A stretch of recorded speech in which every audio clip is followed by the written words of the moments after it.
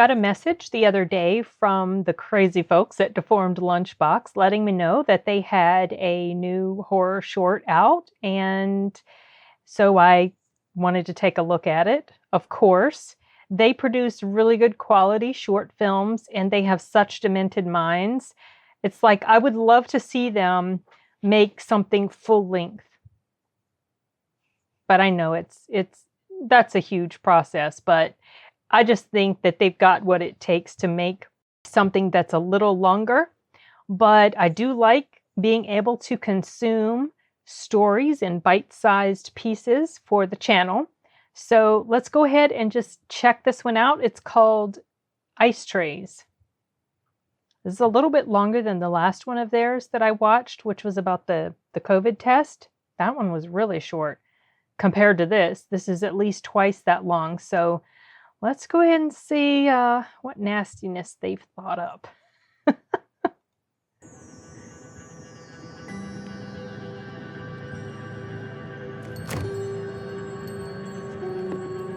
Is that blood?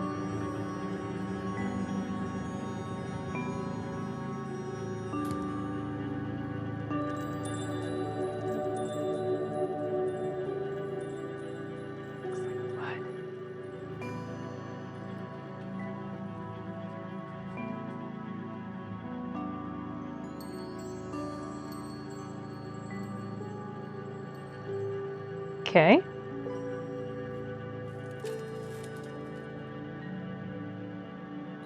Is she gonna eat it? Thinking it's like a Kool-Aid popsicle. I used to make those in ice trays.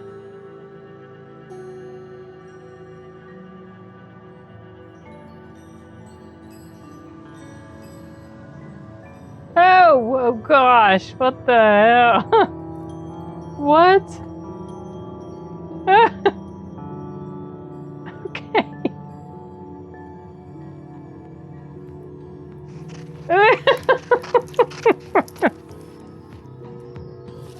Okay, nasty. Oh Lord.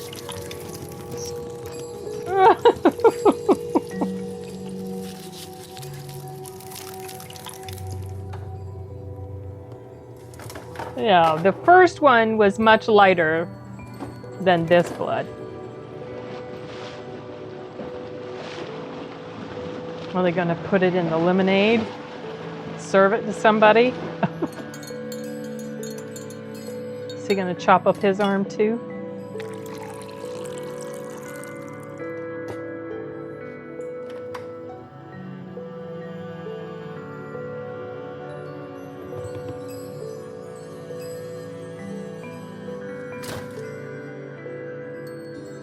He's going to chop up his arm too. He's got long sleeves on as well.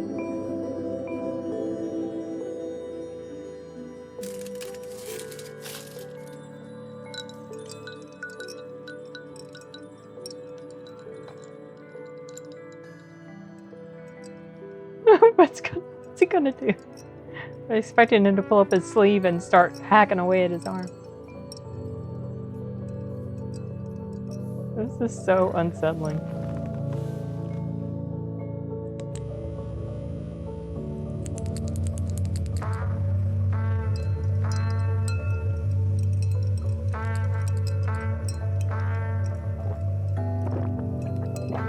What? Okay.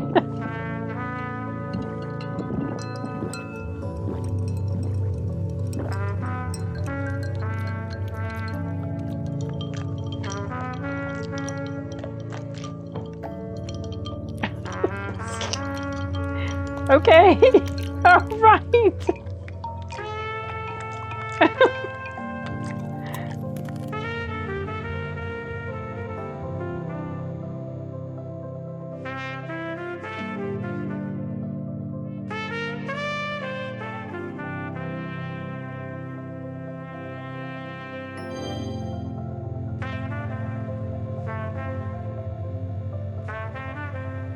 Okay. I was expecting him to either pull up his sleeve and do the same thing, or pull up his shirt and hack on his stomach, listen to me, his stomach, and add to the add his own contribution to the ice trays, because he was just taking, he wasn't given any of his own. Okay, that was nasty, obviously. I guess one thing I don't get is when she went upstairs with the ice tray to ask the girl, I guess to ask her, were these yours? That confused me a little, because both of them seemed like they had no idea what it was. But then they both revealed that they have been cutting themselves and freezing the blood. So, okay, very twisted. But I wouldn't expect anything less from the people at Deformed Lunchbox. I look forward to checking out more of their stuff. It has been a while since I have done a reaction to a short film, be it horror or whatever else. I've just been focusing a lot of my time on reviews and trying to get other things edited. And so, I wish I could develop like some sort of better system for doing things. But honestly, I just go by how I feel. And I don't feel like I've got the discipline to be super regimented about this. This is for fun. And I don't want to make this something that feels like a chore. And so if I tried to be really militant with the way I did things with myself, it would feel like a chore and it wouldn't feel like fun. And I don't want to do that. So despite all the times that I've attempted to do that, it hasn't worked. If this were my full-time thing, if this is what I did, obviously, yes, I would have more discipline, but it's not. And I want it to continue to be a source of enjoyment for me. And that's the way to do that, is to just watch what I'm in the mood for. And I do forget a lot of things. Well, I don't forget things. They get put on that list and the list just grows and grows. But I wanted to make an effort definitely to get this one watched. And I will be returning to their channel. They've got so much material on there, you guys. If you like horror stuff, if you like short films, go check out their channel, because they've got a ton of things on there. And they're always coming up with just the most unique, nasty ideas. And it's fun. It's fun to watch, because I sit there and I try to guess what the heck is going on, and half the time or most of the time I'm wrong. And I can usually predict what's going to happen in a typical story, but these stories are so messed up and they take these crazy turns that you don't expect. And that's one of the things I like about them, because like what's going to happen, and I try to guess, but I'm wrong. And I like being wrong. I like being surprised about the way a story goes, especially if it's in something that's in a good way. And so these are good surprises. I know that sounds really weird to say that when we're talking about nasty things like people freezing their blood and drinking it. I don't get who that old man was. Obviously, I guess he knows what they're doing. Seems like he lives in the house with them, and he's liking their page where they are very proudly advertising that they bleed themselves into ice trays. Okay. Well, this was messed up, but it was, horror stuff has to be that way.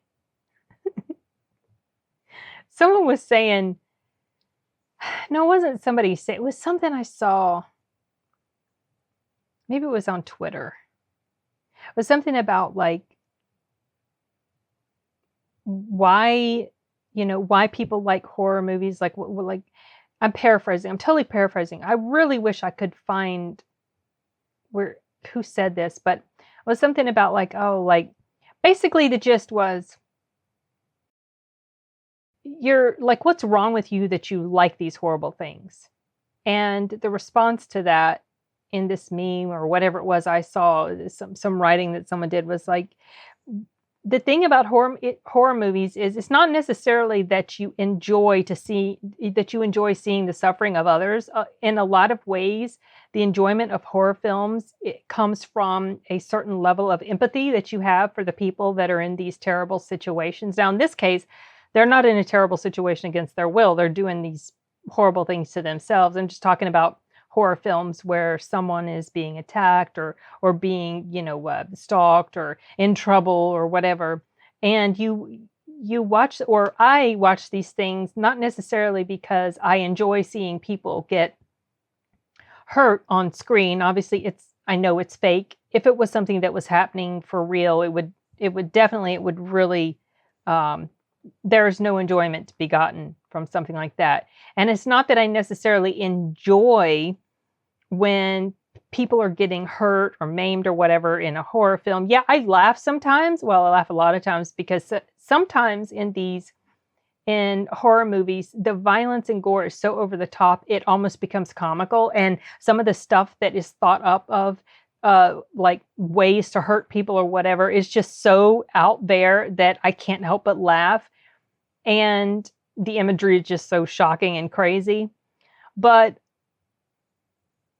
fundamentally, what it comes down to is that you want to see the person who is in trouble. You want to see them to be able to escape this danger that they're in, or this situation that they're in.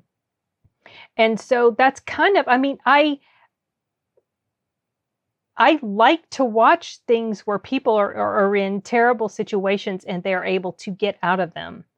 And so that's probably why I like to watch films that depict that. And most often those types of films are horror films. And it's weird. I know. It doesn't mean that you enjoy it. Or for me anyway, that you enjoy seeing suffering. It's just you are feeling sorry for them and you want them to be able to be saved. And unfortunately, with horror movies, most of the time, the person isn't saved, or you think they're saved, and only to find out that in the end, the bad entity, whether it's a bad guy or an evil spirit or whatever, they're still around and they're going to come back. That's kind of frustrating. That is a formula of horror movies that I'm not the biggest fan of, but I continue to return to them because there's just something about them that has always appealed to me. And yeah, that was a tangent with regards to this, but it's still on the topic of horror films. And I guess that's it. I don't have anything else I can think of to say, and I have to leave pretty soon. So I'm going to wrap this up. I guess that's it for now, you guys. Adios.